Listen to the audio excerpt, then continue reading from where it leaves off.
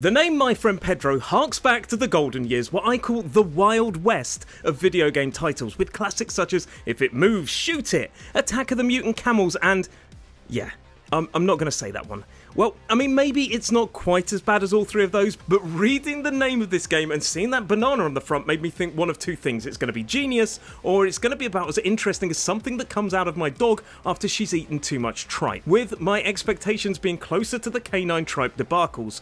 But after playing it on not one but two platforms and becoming accidentally hooked, I suddenly realised that My Friend Pedro does something special, that it manages to capture the essence, that secret of what makes a run and gun platformer incredible. And in this video, I'm going to be telling you why this is a game you should play. And remember, please do smash that like button as it helps me to spread the good word about this game. And also let me know in the comments below what your favourite run and gun shooter or platformer is. So, as I said, I picked up My Friend Pedro with next to no expectations, but this bullet dodging, frying pan ricocheting, bullet time side-scrolling run and gun shooter quickly had me hooked.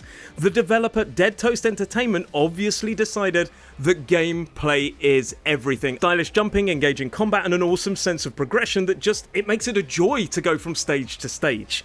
You start off as an unnamed protagonist with amnesia who basically follows the instructions of a floating banana, which is one of the strangest things I have ever said, and I have said some strange things. But this talking fruit called Pedro basically sends you off on a rampage and doubles up not only as the storyteller dropping comments and the quest giver, but the tutorial as well, and it is an effective tutorial. Now, I said at the start that My Friend Pedro captures the secret of what makes a good run and gun shooter, and that is riveting gameplay, pulling off spectacular moves with tight landings that make you feel like you only just made it, and combining it with a non-stop sense of progression, both in terms of items and mechanics, meaning that it never gets stale, with just an overall sense of it feeling just so cool.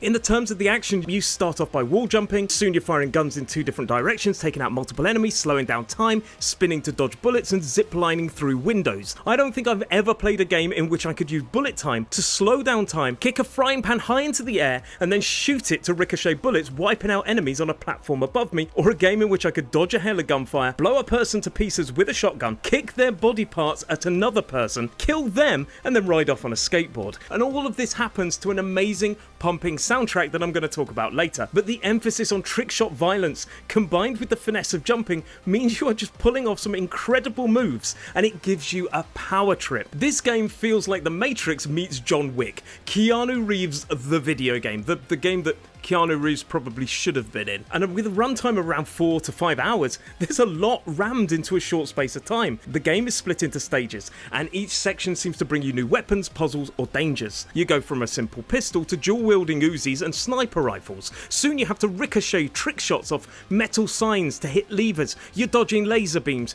You're making time jumps. You're working out some simple puzzles. And then there are boss battles. The thing is, every time you think you've seen everything, the developer just throws something new at you, like a surreal level or an unexpected car chase, or some harder enemies that just charge at you and are introduced as gamers who've just played too many violent games, which is delightfully self-referential and shows the dev's opinion on the old unfounded statement that video games make you violent. Now, I have been glowing about My Friend Pedro so far, but is this game perfect?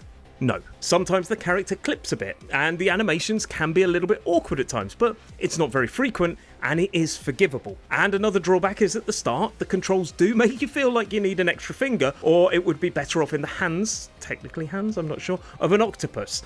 Because at the same time you're pressing one button to spin dodge gunfire, another to slow down time, one to jump, holding a back button to lock onto a target, meaning you aim in two ways, you're using both sticks, one to move and the other to aim in the opposite direction to the one you're locked onto, and the final button to shoot. Now, I imagine some gamers could get a little bit frustrated, but you do soon get there, and I mean, if people can split their eyes to look in two different directions like a chameleon to fly an Apache gunship, persevere with this and you'll soon be pulling off Matrix-esque levels of carnage, ricocheting bullets off frying pans. Oh god, I love that. And finally, in terms of gripes, the story. It isn't the deepest thing I've ever played. I mean, it does have one. It's pretty standard, but it's not its selling point, and I'm not going to ruin it because the way I sum it up will just sound terrible. I mean, you could say that Castlevania's story is bloke battles monsters to kill vampire because vampires are bad, or John Wick is a man who gets revenge on a gangster for killing his dog and stealing his car.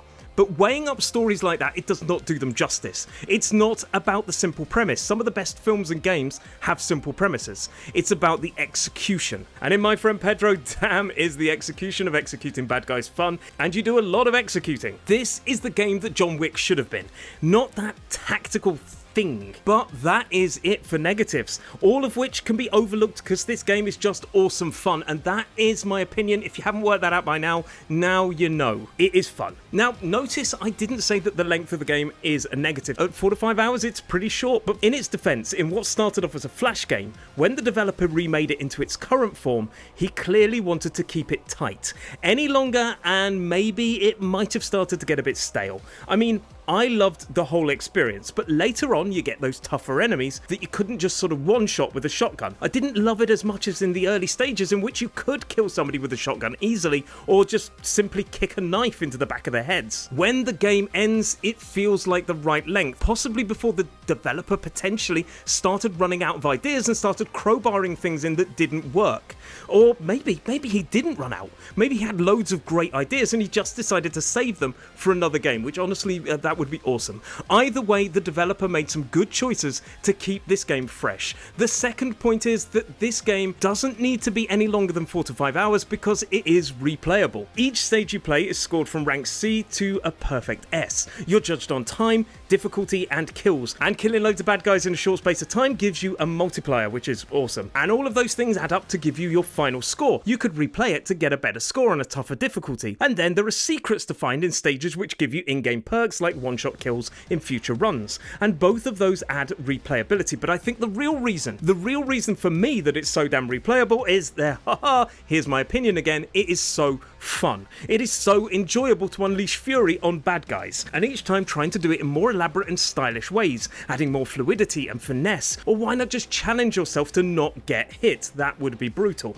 taking no damage. And to show you how addictive and replayable this is, in my case, I played it first on PC with a keyboard and mouse before migrating to a controller on the Xbox. And while the controller was far more comfortable for me, I was surprised how much I enjoyed tapping those WASDs. Basically, what I'm trying to say, as in short, is that it plays well on both. But after coming back for 3 different helpings at this gaming buffet delight, and then re-downloading it on Xbox, without realizing how quickly enthralled I had become, says something. Now, before I sum up, is there anything else I need to add? Well, I talked about the animations occasionally being a bit sketchy, but overall the graphics were awesome and most of the animations were fluid and played out well. But graphics, as I said earlier, probably aren't the main selling point because the emphasis is clearly on gameplay. But the game is pretty stunning, as you can see, and it manages to kind of feel a bit retro, but at the same time look totally modern, and it pulls off the visual art style well. Then there is a pumping soundtrack that I talked about earlier. Now, I get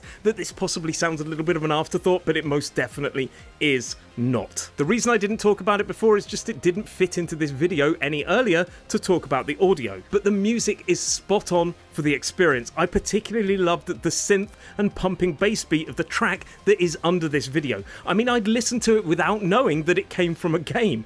It made the carnage so much sweeter. And all the music in My Friend Pedro, along with the satisfying sound effects of weapons blasting, is so well produced. So, to sum up, My Friend Pedro is a well-polished shoot-'em-up platformer. It's the definition of short and very sweet, but it is incredibly replayable thanks to scoring and it being so much fun. Fun. The story's a bit basic, but the emphasis is on the action and pulling off amazing shots like that frying pan. Yes, I know I've talked about it a few times, but God, I love it. It looks good, it sounds great, and the dev keeps progression in the game fresh by throwing in new weapons, puzzles, and dangers. Overall, if you love these kind of games, you should definitely check it out. It's something that I will keep playing for a while. Let me know in the comments below what your favourite platformer or shoot-'em-up is, and please do smash that like button as it helps me to spread the good word about this awesome game. But from me today, all it leaves me to say is thank you very much for watching, and this is Roy McCoy, out.